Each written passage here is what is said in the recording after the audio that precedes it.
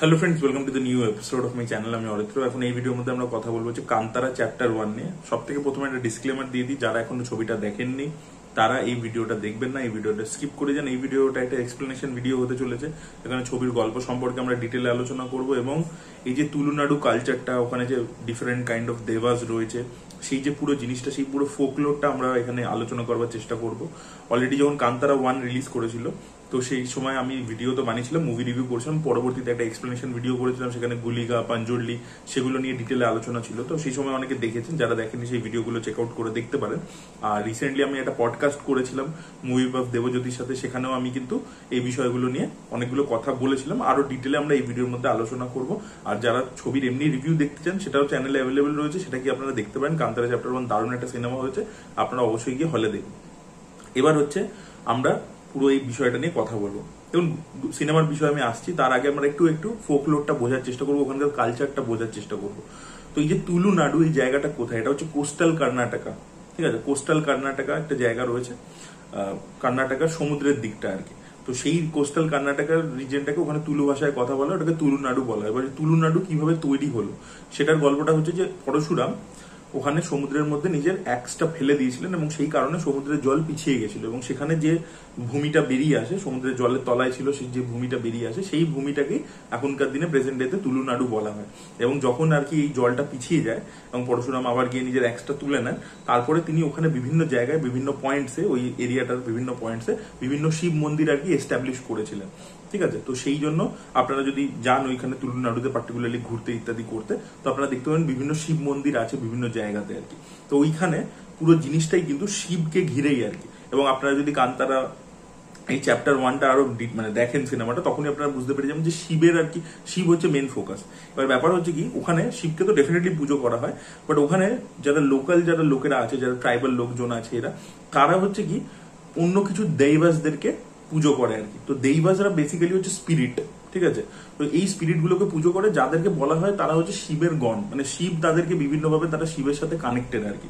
এবার এই দেইবাসদের বিভিন্ন রকম ক্যাটাগরি রয়েছে। এবার কেন এই বিভিন্ন এই যে কালচারটা কেন এসেছে বিভিন্ন জিনিসকে পুজো করবার, বিকজ দেখুন এটা কোথা থেকে আসছে, যে আমি ধরুন আগেকার দিনে মানুষ যখন রয়েছে, তারা বিভিন্ন জিনিসের সাথে লড়াই করতে পারছে না বা সেই জিনিসটাকে কন্ট্রোল করতে পারছে না, তখন সেই জিনিসটাকেই তারা পুজো করতে শুরু করছে। ঠিক আছে, আগে আগুনকে পুজো করা হতো, জলকে পুজো করা হতো, মানুষ জলকে ভয় পেত। আমি এনশিয়েন্ট টাইমের কথা বলছি। তো দেখবেন জলকে পুজো করা হতো, আগুনকে পুজো করা হতো। তো সেরকমই একটা জিনিস থেকে এই যে পাঞ্জুরলি, এই পাঞ্জুরলি যদি আপনার মাইথোলজিক্যাল গল্পটা দেখেন, আমি আগেও কথা বলেছি, ছোট করে এখানে বলছি, যে বলা হয় যে পার্বতী একটা পিগলেট পেয়েছে, সেটাকে পছন্দ করছে, ভালোবাসছে, তারপরে সেই পিগলেটটা যখন বড় হচ্ছে, সে কৈলাসে আর কি চারিদিকে সবকিছু তছনছ করে দিচ্ছে, মহাদেব রেগে যাচ্ছেন, মেরে দিচ্ছে। তারপরে পার্বতী আবার রেগে যাচ্ছেন যে কেন তুমি মেরে দিলে। তো তখন তাকে বরদান দিয়ে পৃথিবীতে পাঠানো হচ্ছে যে তুমি গিয়ে মানুষের প্রোটেকশন করবে, তাদের ক্রপস ইত্যাদি এগুলোকে বাঁচাবে। এবার এটা হচ্ছে মাইথোলজিক্যাল গল্পটা, বাট অ্যাকচুয়ালিতে কেন পাঞ্জুরলি দেবতাকে পুজো করা হয়? বিকজ ওয়াইল্ড বোর্সরা এসে যে চাষের যে ক্ষেত ইত্যাদি সেগুলোকে ধ্বংস করে দিত। তো তাই জন্য মানুষ এরকম একটা বোর স্পিরিটকে পুজো করতে শুরু করে এবং লোকে বিশ্বাস করে যে একটা বোর স্পিরিট আছে, যেটা পাঞ্জুরলি বলছে, সে আর কি বাকি অন্য ওয়াইল্ড বোরের থেকে ক্রপের প্রোটেকশন করবে। তো এইরকম একটা আন্ডারস্ট্যান্ডিং থেকেই কিন্তু এইগুলোকে পুজো করা শুরু হয়েছে, এই লোকাল এগুলো, এবং প্রত্যেকটাকে কানেক্ট করেছে তারা শিবের সাথে আর কি। যে ওই ওয়াইল্ড বোর্ডটা, ওই স্পিরিটটাকে শিব পাঠিয়েছে, মহাদেব পাঠিয়েছেন আর কি। আপনারা যদি দেখেন এই কান্তারা চ্যাপ্টার 1 একটা বাঘ দেখতে পাচ্ছেন, বাঘ দেবতা বলা হয়েছে এটাকে, এটার নাম হচ্ছে এক্স্যাক্টলি পিলি চামুন্ডি বলে। ঠিক আছে, তো বেসিক্যালি হচ্ছে কি, যে জঙ্গল এরিয়া, তুলুনাড়ু একটা জঙ্গল এরিয়া, তো সেখানে বাঘ অ্যাটাক করছে মানুষের ওপর, মানুষ হ্যান্ডেল করতে পারছে না, লড়াই করতে পারছে না। এবার কি করবে, তারা পুজো করছে। ঠিক আছে, তো বলা হয় হচ্ছে যে এই যে দেবী দুর্গা, ঠিক আছে, তার যে বাহন তো বাঘ, তো সেরকম একটা বাঘের স্পিরিট ওখানে চলে আসছে এবং সেই বাঘের স্পিরিটটা ওখানকার লোকাল লোকেদেরকে প্রোটেক্ট করছে। ঠিক আছে, তো সে বাউন্ডারি ইত্যাদি প্রোটেক্ট করে, তো সেটাকেই কিন্তু কান্তারা চ্যাপ্টার 1 দেখাচ্ছে। তো এগুলো এখান থেকে এসছে, তাই জন্য আরো একটা ক্যাটাগরি আছে। এই অ্যানিমালের ক্যাটাগরি বিভিন্ন আছে, যেরকম পাঞ্জুরলি হলো, এই পিল চামুন্ডি হলো, তারপরে আপনারা যদি দেখেন বিভিন্ন সাপের আর কি ওরা পুজো করে। সাপের পুজো প্রচন্ড বেশি হয় তুলুনাড়ুতে, বিকজ সাপ তখনকার দিনে ছোবল দিত, তখন ওষুধ ছিল না, ওটার পয়জনের কিভাবে ওষুধ তৈরি করবে জানতো না, তো সেই জন্য সেটা একটা ক্যাটাগরি আছে। তো এইরকম কিছু ক্যাটাগরি, কিছু স্পিরিটস আছে যেগুলো হচ্ছে অ্যানিমাল স্পিরিটস, সেগুলোকে পুজো করা হয়। এটা হচ্ছে একটা ক্যাটাগরি দেইবাদে। আরেকটা ক্যাটাগরি আছে যে যারা ওয়ারিয়ার ছিল, যারা কোনো যুদ্ধ করেছে, সেই তাদেরকে পুজো করা হয়। তারা মরে গেছে সেই যুদ্ধতে, মানুষদেরকে প্রোটেক্ট করতে গিয়ে মারা গেছে। এবং সেইখান থেকে আপনারা যদি পরশুরামের গল্প শুনে থাকেন, পরশুরামের গল্পের মধ্যে কি ছিল আপনারা যদি দেখেন, যে বারবার ক্ষত্রিয়দেরকে মেরেছে, সে ক্ষত্রিয়দেরকে দমন করেছে, ক্ষত্রিয়রা সাধারণ মানুষদের উপর প্রচন্ড অত্যাচার করতো। আর আপনারা যদি কান্তারা মানে পার্ট 1টা এবং এই চ্যাপ্টার 1 যেটা প্রিকুয়েলটা দুটোই দেখেন, দুটোতেই দেখবেন সাধারণ মানুষের ওপরে রাজা কোথাও গিয়ে অত্যাচার করছে। ক্ষত্রিয় রাজা যে, যার অ্যাকচুয়ালি ওদেরকে প্রোটেক্ট করা উচিত, সবাইকে নিয়ে চলা উচিত, সে অ্যাকচুয়ালি অত্যাচার করছে। তো তার বিরুদ্ধেই লড়াইটা। তো যারা যারা এই ওয়ারিয়ার্সরা বিভিন্ন সময় রাজাদের বিরুদ্ধে লড়েছে, তারা যখন মরে গেছে, ওখানকার লোকেরা তাদেরকে পুজো করা শুরু করেছে। তো এটা হচ্ছে একটা সেকেন্ড ক্যাটাগরি, যেটা হচ্ছে ওয়ারিয়ার স্পিরিটস আর কি। তো কোটি চেনায়া বলে দুই ভাই ছিল, যারা যমজ ভাই, মাইট বি হয়তো কান্তারার কোনো একটা পার্ট হবে যেখানে হয়তো এদেরকে নিয়ে হতে পারে। এদের গল্পটা খুব ফেমাস, দুজন যমজ ভাই আর কি, দুজনেই যোদ্ধা ছিল এবং দুজনে মানুষের জন্য আর কি লড়াই করেছিল প্রচুর। তারপরে তারা মারা যায় এবং মানুষ তাদেরকে পুজো করে ভগবান ভেবে, দেইবা ভেবে, ডেটি ভেবে, বিকজ তারা মনে করে তাদের স্পিরিটটা তাদেরকে প্রোটেক্ট করবে। এই যে বেরমে, যাকে এই কান্তারা চ্যাপ্টার 1-এ দেখি যে ঋষভ শেট্টি প্লে করেছে, সেও বেসিক্যালি একটা এরকম দেইবা, যে একজন ওয়ারিয়ার ছিল, আপনারা দেখতে পেলেন তার গল্পটা। এবার সে যখন মানুষের জন্য লড়লো, সে হয়ে গেল একটা দেইবা। সেম ভাবে একটা ভাই বোন আছে, কালুরটি আর কালকুডা বলে, দুই ভাই বোন। এর মধ্যে কালকুডাকে রাজা কি করেছিল, ও খুব ভালো মানে আর্কিটেক্ট ছিল, তো এটা কি তৈরি করে দিয়েছিল রাজাকে। তো রাজা ওর হাত পা কেটে দিয়েছিল। তো তখন ওর বোন আর কি প্রতিশোধ নেবে, তো শিবের কাছে গেছে, শিবের আরাধনা করেছে, শিব আর কি তাকে পাওয়ার দিয়েছে, মানে তার উপর ভর করেছে, এবং তারপরে বলা হয় বোন বদলা নিয়েছিল। এবার ওই কালুরটি আর কালকুডা, তাদের দুজনকেও একটা দেইবা ধরা হয়। এরা হচ্ছে সব ওয়ারিয়ার স্পিরিটস আর কি। তো এটা একটা ক্যাটাগরি আছে অ্যানিমাল স্পিরিট, একটা হচ্ছে ওয়ারিয়ার স্পিরিট।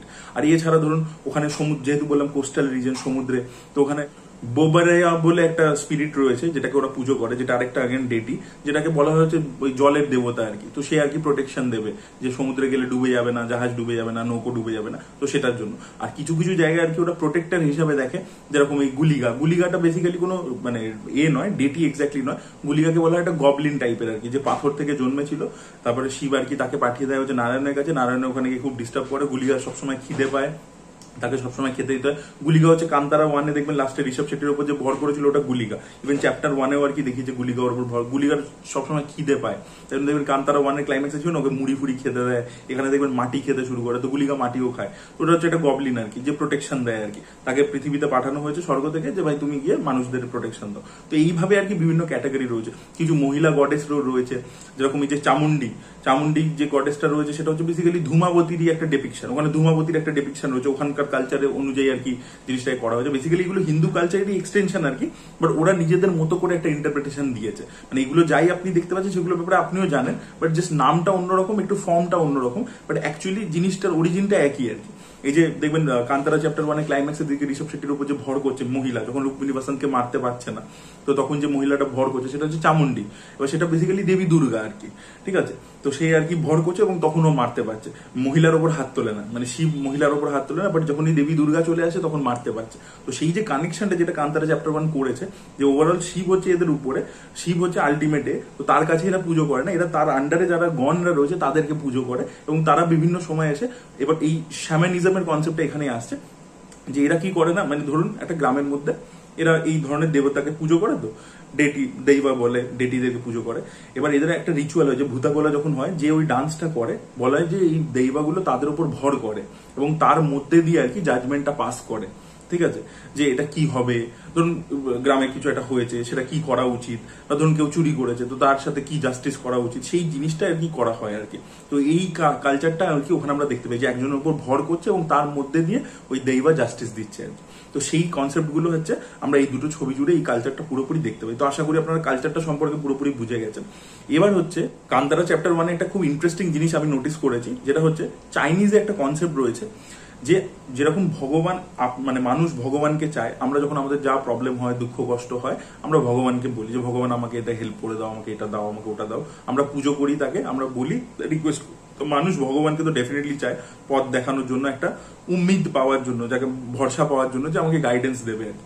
সেম ভাবে চাইনিজ যে কনসেপ্ট আছে, সেখানে বলে যে ভগবানেরও মানুষের প্রয়োজন আছে, মানে ভগবানকে মানুষ যখন পুজো করছে, ভগবানের পাওয়ারটা ততক্ষণই আছে, ঠিক আছে। ভগবানকে যত মানুষ পুজো করবে, তাকে বিশ্বাস করবে, তাকে আরাধনা করবে, ভগবান সেখান থেকে আর কি পাওয়ারটা ড্র করে, ঠিক আছে। তো যখন এই বলে না যখন কলিযুগ আসবে তখন এই যে কলকিকে হারানোর জন্য এতজনকে এই আমাদের কলকি বলছি কলিকে হারানোর জন্য এতগুলো লোকের কলকির এত লোকের হেল্প দরকার কেন, যে 7টা চিরঞ্জীবী এসে হেল্প করছে ইত্যাদি, বিকজ কলিযুগে একটা এমন সময় পৌঁছাবে পরবর্তীতে যখন মানুষ আর ভগবানের নাম নেওয়া ভুলে যাবে, তখন পাপ বেড়ে যাবে আর কি।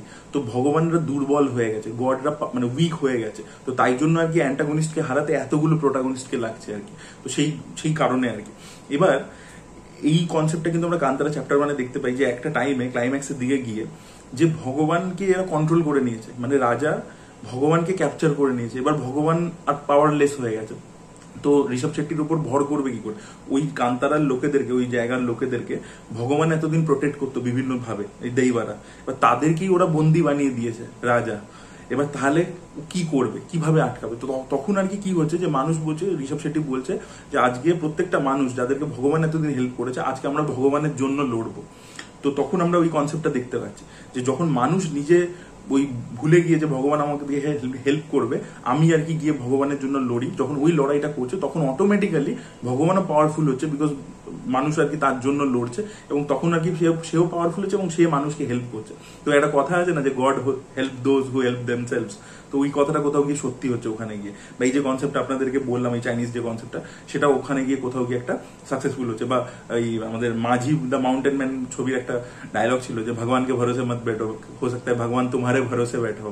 তো এই যে মানে আইডিওলজিটা, সেটা কিন্তু আমরা কান্তারা চ্যাপ্টার 1 ক্লাইম্যাক্সে দেখতে পাই, যেটা কিন্তু টু গুড। মানে ওখানে আর কি যে ভাই একেও চ্যালেঞ্জ দিতে হবে, হিরোর উপর যখন ভরটা হচ্ছে তখন আমরা জানি সে আনবিটেবল হয়ে যাচ্ছে, তো তাই জন্য তার আগে তাকে একটা বিশাল বড় চ্যালেঞ্জ সামনে দিতে হবে। তো সেখানে যে টুইস্টটা আসে রুক্মিণী বাসন্তের ক্যারেক্টারটাকে নিয়ে, এবং এই যে একটা চ্যালেঞ্জ ওকে দিয়ে দেয় যে দেবা আর ওর উপর ভর করতে পারবে না যতক্ষণ না ওরা নিজেরা গিয়ে লড়ছে না। তো সেই জিনিসটা খুব ভালোভাবে, খুব ইন্টারেস্টিং ভাবে প্রেজেন্ট করেছে, ওই কনসেপ্টটা আমার খুব ভালো লেগেছে। আর এই যে বেরমে যে ক্যারেক্টারটা ঋষভ শেট্টি প্লে করেছে, তো তুলুনাড়ু জায়গাটাকে আর কি তৈরি করেছে হচ্ছে আমাদের পরশুরাম, যেটা আপনাদেরকে বললাম যে ওই জায়গাটা মানে ল্যান্ডমার্কটাকে তৈরি করেছে পরশুরাম, এবং তারপরে সেটাকে সেট আপ করেছে মানুষকে আর কি ডেভেলপমেন্ট করেছে, সেটা হচ্ছে বেরমে করেছে। বেরমেকে অনেক সময় আর কি ব্রহ্মার সাথে আর কি ইকুয়েট করা হয় আর কি ওদের কালচার অনুযায়ী, ব্রহ্মার সাথে, যে ব্রহ্মা বলে না যে সবকিছু তৈরি করেছেন, তো সেইখানে আর কি এখানেও আর কি এই যে ক্যারেক্টারটা রয়েছে সে সব তৈরি করেছে, এবং পরবর্তীকালে সে মারা যায় এবং তারপরে তার স্পিরিট তাকে পুজো করা হয় বেরমেকে। তো সেইভাবে আর কি ওই কনসেপ্টটা এসছে। তো গল্পটা দেখুন, যেটা আমরা ওখানে দেখতে পেয়েছিলাম, যেহেতু আমি বললাম যে ক্ষত্রিয়দের বিরুদ্ধে একটা লড়াইয়ের গল্প, প্রত্যেকবার আমরা এটাই কিন্তু দেখতে পাবো, বিকজ এটাই হচ্ছে ওদের ইনহেরিট থিম, বিকজ সেটা পরশুরামের থেকে এসছে, যেটা আপনাদেরকে এতক্ষণ বোঝাচ্ছিলাম। তো যেরকম কান্তারা 1 দেখেছিলাম যে জমিদার আর কি ওই পুরো জমিটা ফেরত চাইছিল ওই গ্রামের লোকেদের থেকে, এখানেও সেম ভাবে রাজার যে বাবা ছিল সে আর কি খুব নৃশংস ছিল, সে ওই কান্তারার লোকেদের যে ম্যাজিক্যাল পাওয়ার, ওখানে যে স্পাইসেস পাওয়া যায়, ওখানে যে জিনিসপত্র পাওয়া যায়, সেগুলোর উপর কন্ট্রোল চাইছিল। ওখানকার যে মিস্টিক্যাল পাওয়ার সেগুলো তাকে পেতে দেয়নি, সে মারা গেছিল জঙ্গলের মধ্যে। এই লোকটা সারা জীবন অপেক্ষা করেছে যে ভাই আমি কিছু ভাবে ওইখানকার উপর ক্যাপচারটা করবো, তাই জন্য সে আরেকটা ট্রাইবের হেল্প নিয়েছে, এবং যাতে ওদের ওই দেইবা যে মিস্টিক্যাল পাওয়ার গুলো রয়েছে ওই জঙ্গলের লোকেদেরকে যারা প্রোটেক্ট করে, সেইগুলোকে যাতে ক্যাপচার করতে পারি। এবং সেখানে হেল্প করেছে তারই মেয়ে, যাকে প্রথম থেকে ভালো দেখাচ্ছিল, যে হানি ট্র্যাপিং করছিল ঋষভ শেট্টির ক্যারেক্টারটাকে, যেটা রুক্মিণী বাসন্ত প্লে করছে, এবং সে বেসিক্যালি যাতে ওই পুরো জিনিসটা ওদেরকে ট্র্যাপ করে নিয়ে এসে দেবাদেরকে কন্ট্রোল করতে পারে, ওই ট্রাইবটার হেল্প নিতে পারে।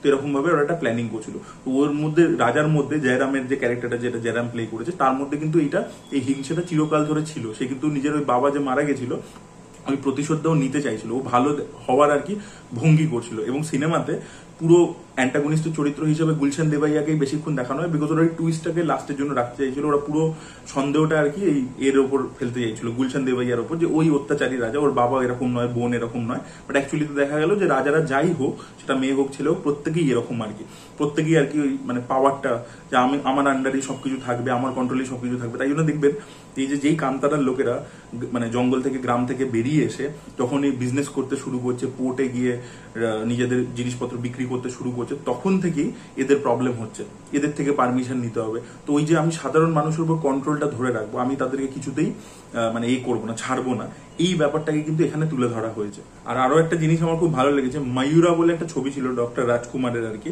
মানে পুনিত রাজকুমারের ফাদার আর কি, পুনিত রাজকুমার, শিবরাজকুমারের যে ফাদার ডক্টর রাজকুমার। তো ওনার একটা সিনেমা ছিল ময়ূরা বলে, যেটা বেসিক্যালি কাদাম্বা ডাইনেস্টির যে ফাউন্ডেশন কিভাবে হয়েছিল সেটার গল্পটা, মানে পাল্লাবা রাজারা আর কি এই যে কাদম্বা ডাইনেস্টির যে রাজা তাকে মেরে দিয়েছিল এবং দিয়ে ওই জায়গাটা ক্যাপচার করে নিয়েছিল। তো কাদম্বা ডাইনেস্টিকে বলা হয়েছে প্রথম ইন্ডিপেন্ডেন্ট কানাডা ডাইনেস্টি, মানে কানাডা ল্যাঙ্গুয়েজ বলা ডাইনেস্টি।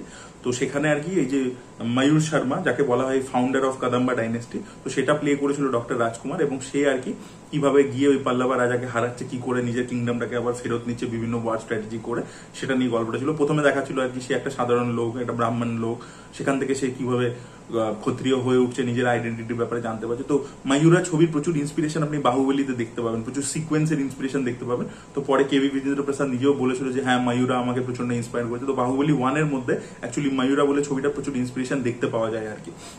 তো ময়ূরার ইন্সপিরেশনও কিন্তু কান্তারা চ্যাপ্টার 1 এর মধ্যে রয়েছে। এই যে মানে যেখান থেকে ও উঠে আসছে, এসে রাজারই মেয়ের সাথে প্রেম করতে শুরু করছে একটা সাধারণ লোক, এই ট্রোপটা ময়ূরাতে ছিল আর কি। এবং আপনারা দেখেছেন ঋষভ শেট্টি যদি ইন্টারভিউজ ইত্যাদি আপনারা ফলো করে থাকেন, তো সে কিন্তু এর খুব ফ্যান আর কি, রাজকুমারের খুব ফ্যান। তো সেই কারণে ওই এলিমেন্ট গুলো, ওই ট্রোপস গুলো আর কি ইনিশিয়ালি, মানে ফার্স্ট হাফটা আপনারা দেখে অনেকে মনে করবেন যে বাহুবলীর মতো, যে একটা শহরে যাচ্ছে, শহরটাকে এক্সপ্লোর করছে, সেখানে মজা করছে, একটা যে ফান লাভিং কমেডি যে ব্যাপারটা আছে না ফার্স্ট হাফটাতে কান্তারা চ্যাপ্টার 1 এ, যেটা অনেকের মনে হতে পারে যে বাহুবলী 1 এর মতো, বাট অ্যাকচুয়ালি ওটা ময়ূরা থেকে ইন্সপায়ার্ড আর কি। আর বাহুবলীও আর কি ময়ূরা থেকে ইন্সপায়ার্ড। তো সেই কারণে ওই জিনিসটার ওই ট্রিটমেন্টটা ওগুলো আর কি অনেকটা ওই টাইপের মনে হচ্ছে আর কি, যে একটা প্লেফুল ব্যাপার।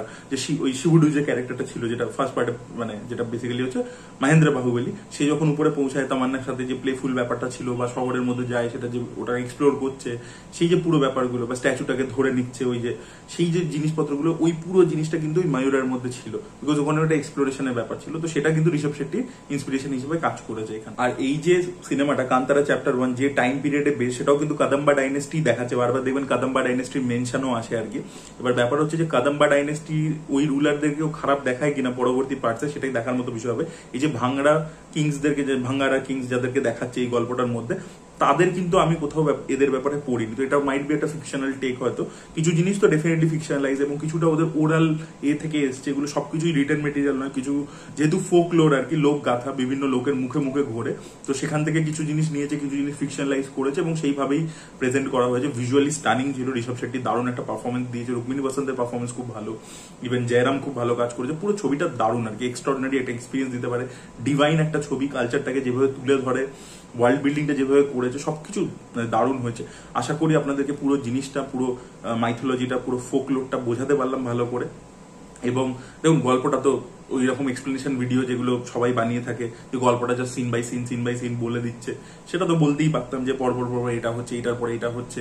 ঋষভ শেট্টির ক্যারেক্টারটা কান্তারা থেকে বেরিয়ে আসছে, ওই শহরে যাচ্ছে, এক্সপ্লোর করছে, ওই পুরো রাজত্বটা, রুক্মিণী বাসন্তের সাথে প্রেম হচ্ছে, ওরা বিজনেস করতে শুরু করে দিচ্ছে, সেই জিনিসপত্রগুলো আমরা দেখতে পাচ্ছি। তারপরে ওই যে সেকেন্ড যে ট্রাইবটা আছে, যাদের থ্রু দিয়ে রাজা আর কি এদেরকে বোকা বানাবার চেষ্টা করছে, মানে বেসিক্যালি দেবতাগুলোকে ক্যাপচার করবার চেষ্টা করছে, তাদের সাথে ফেস অফ হচ্ছে। তো এরকম বিট বাই বিট তো আমি বলতেই পারতাম, সেটা তো আপনারা সেটা ছবির মধ্যে যারা দেখে ফেলেছেন অলরেডি, তারা জানেনি, তো সেইটা বলে তো বেসিক্যালি লাভ নেই। বাট এক্স্যাক্টলি এর পিছনে কেন করছে, এটা কি কারণে করছে, সেই জিনিসটা কিভাবে আসছে, সেই থিমস গুলো কি কি, সেই জিনিসপত্রগুলো খুব সুন্দরভাবে ক্যাপচার করেছে। আমার মনে হলো সেগুলো নিয়ে বেশি কথা বলা উচিত।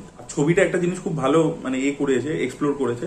দেখবেন যে আমি একটু আগে বলছিলাম না যে ভগবানেরও আপনাকে দরকার, আপনারও যেরকম ভগবানকে দরকার। তো দেখুন এই জায়গার লোকেরা, কান্তারা যে জায়গাটা দেখাচ্ছে জঙ্গলের মধ্যে, সেখানকার লোকেরা যতক্ষণ নিজেদের মধ্যেই ছিল, নিজেদের ওই মানে এটাকে বর্ডারটাকে ক্রস করতো না, নিজেদের মধ্যেই আর কি ভালো সুখে শান্তিতে থাকতো, ততদিন কিন্তু বাইরে থেকে কোনো ট্রাভেল আসেনি। ঠিক আছে, যে মুহূর্তে ওরা ওটাকে ক্রস করছে, বর্ডারটা ক্রস করছে, ওরা ডেভেলপমেন্টের জন্য যাচ্ছে, বিজনেস করছে, প্রচুর জিনিসপত্র নিয়ে আসছে, ওদের বাড়ি টাড়ি সবকিছু ইমপ্রুভ করছে, ওদের মধ্যে একটা গ্রিডও কাজ করছে কিন্তু। ঠিক আছে, ওদের মধ্যে একটা গ্রিড কাজ করছে। ওরা তখন কিন্তু এই যে জঙ্গল, সেখানকার মিস্টিক্যাল পাওয়ার, সেখানে যে বাইরের লোকেদেরকে, যে কোনো র্যান্ডাম লোকেদেরকে নিয়ে আসা উচিত না, সেগুলো কিন্তু ভুলে যাচ্ছে। তো যখনই আপনার গ্রিড বেড়ে যাচ্ছে, ঠিক আছে, আপনি মানে ডেভেলপমেন্ট ভালো, কিন্তু সেটা কোন মাত্রায় হওয়া উচিত, কখন ওটা গিয়ে আপনার ইন্ডিজিনাস ব্যাপারটাকে নষ্ট করে দেবে, আপনার ওন আইডেন্টিটিটাকে নষ্ট করে দেবে, সেই মার্কটা আপনার জানা উচিত। তো যখনই ওরা ওই লিমিটটা ভুলে যাচ্ছে, যখনই ওরা গিয়ে রাজা বলাতে ওখানে গিয়ে পার্টিসিপেট করে নিচ্ছে ওই ফেস্টিভ্যালটার মধ্যে, তখনই কিন্তু ওদের দেবতাদের ক্যাপচার হচ্ছে। বিকজ ওরা কি করছে, ওই বিলিফ সিস্টেমটার উপর ভরসা ভুলে গিয়ে ওরা একটা নতুন মডার্নিটির দিকে যেতে চাইছে, এবং তখন গিয়ে কি হচ্ছে, ওদের নিজেদের মানে বিলিফ সিস্টেম, ভ্যালু সিস্টেমটা ধ্বংস হয়ে যাচ্ছে, এবং তখনই কিন্তু দেবতাগুলো দুর্বল হয়ে পড়ছে। তখন তাদেরকে ক্যাপচার করা যাচ্ছে, তার আগে অব্দি ক্যাপচার করা যাচ্ছিল না, যতক্ষণ ওরা নিজেদের ওই ভ্যালুস গুলোকে নিয়েছিল। তো এই জিনিসটা কিন্তু খুব সুন্দরভাবে এক্সপ্লোর করেছে। ওদের গ্রিডের জন্যই কিন্তু এই দেবগুলো আর কি দুর্বল হলো, তখনই ক্যাপচার হলো। যদি ওরা গ্রিড না করতো, তাহলে কিন্তু ওদেরকেও কিন্তু ওদের মানে যে একটা হিউম্যান নেচার, যে মানে গ্রিড, সেই জিনিসটাকে কিন্তু খুব সুন্দর করে এক্সপ্লোর করেছে ছবিটার মধ্যে। ডাইরেক্টলি অন দ্য ফেস দেখায়নি বা কোনো ডায়লগের মাধ্যমে বোঝায়নি, বাট আপনি যদি গল্পটা ফলো করেন তাহলে কিন্তু এই জিনিসটা পরিষ্কার বুঝতে পেরে যাবেন। তো ওই যে বললাম যে ওই কনসেপ্টটা যে ভগবানেরকেও আপনার দরকার, তো আপনি যখন ভগবানের বিশ্বাসটাই ছেড়ে দিচ্ছেন, পূজা আছে ছেড়ে দিচ্ছেন, সে যে আপনার জন্য ইকোসিস্টেমটা ক্রিয়েট করছে সেটা ছেড়ে দিচ্ছেন, সেটা বাইরে বেরিয়ে যাচ্ছে, তখনই আর কি এই প্রবলেমটা শুরু হচ্ছে। আর এই যে কান্তারা সিরিজটা ওরা এস্টাবলিশ করে দিয়েছে, এটার এতগুলো ঘটনা রয়েছে, এই ওয়ারিয়ার স্পিরিট গুলো বিভিন্ন, এই যে বললাম যে দুই যমজ ভাই, Rishabh Shetty double role play করতে পারে, তারপরে যে ভাই বোনের গল্পটা, অনেকগুলো গল্প রয়েছে, ওয়ারিয়ার স্পিরিটদের অনেকগুলো গল্প রয়েছে। তো সেগুলো নিয়ে না, বা পরশুরামের গল্পটা রয়েছে, তো সেগুলো নিয়ে ওরা প্রচুর পার্টস বানাতে পারে আর কি, মানে 4-5টা পার্ট তো আরামসে হয়েই যাবে আর কি। আরো যদি ওদের গল্প থাকে আরো কিছু, সেগুলো ওরা এক্সপ্লোর করতে পারে। কারণ দেখো সবকটার ব্যাপারে আমাদের পক্ষে জানা সম্ভব নয়, ওটা যেহেতু বললাম যে ওটা খুবই ইন্ডিজিনাস একটা কালচার আর কি, তো ওদের ওখানে আরো হয়তো কিছু জিনিস থাকতে পারে। এবং এই যে জিনিসটা, এই যে ভূতাগোলা ইত্যাদি, এটা কিন্তু খালি ওখানে মানে কর্ণাটকাতে নয়, কেরালাতেও আর কি হয় আর কি। তো সেখানেরও আরো কিছু হয়তো গল্প ইত্যাদি রয়েছে যেগুলো হয়তো ওরা করতে পারে। তো ওদের কিন্তু এটা অ্যাডভান্টেজ আছে, ওরা কিন্তু মাল্টিপল পার্টস বানাতে পারবে। আর যে লেভেলে ওরা বানাচ্ছে এবং প্রোডাকশন হাউসের যা ব্যাকিং রয়েছে, হোমবালে ফিল্মস খরচা করতে কোনো রকম কার্পণ্য করে না, এবং যেরকম ছবি বানায় extraordinary. So Kantara series outstanding, KGF series already হোমবালের কাছে রয়েছে, তো হোমবালে কিন্তু বিশাল লেভেলে চলে গেছে। ইভেন সালারেরও পার্ট 2 ওরা বানাচ্ছে, দেখা যাক আর কি। এবং এছাড়া মাহাফতার নার্সিমা, ওটাও দারুণ, ওটারও মাল্টিপল পার্টস বানাবে। তো এখন আর কি হোমবালে বুঝে গেছে ভাই আমাদের রুটেড গল্প বলতে হবে, এবং সেটাই তাহলে প্যান ইন্ডিয়া লেভেলে কানেক্ট করতে চলেছে, রিজনেট করতে চলেছে। তো কান্তারা চ্যাপ্টার 1 দারুণ একটা সিনেমা হয়েছে, আপনারা অবশ্যই হলে গিয়ে দেখুন, দারুণ লাগবে। It's a super hero film, it's a divine film, it's a world film, multi genre, ঠিক আছে, কমেডি, রোম্যান্স, এভরিথিং, সবকিছু রয়েছে। It's a pot boiler actually. তো এটাই বলা ছিল। That was it guys. আপনাদের কি ওপিনিয়ন পুরো বিষয়টাকে নিয়ে অবশ্যই কমেন্ট লিখে জানাবেন। ভিডিওটা ভালো লেগে থাকলে লাইক করুন, শেয়ার করুন, চ্যানেলটিকে সাবস্ক্রাইব করতে ভুলবেন না। Bye bye.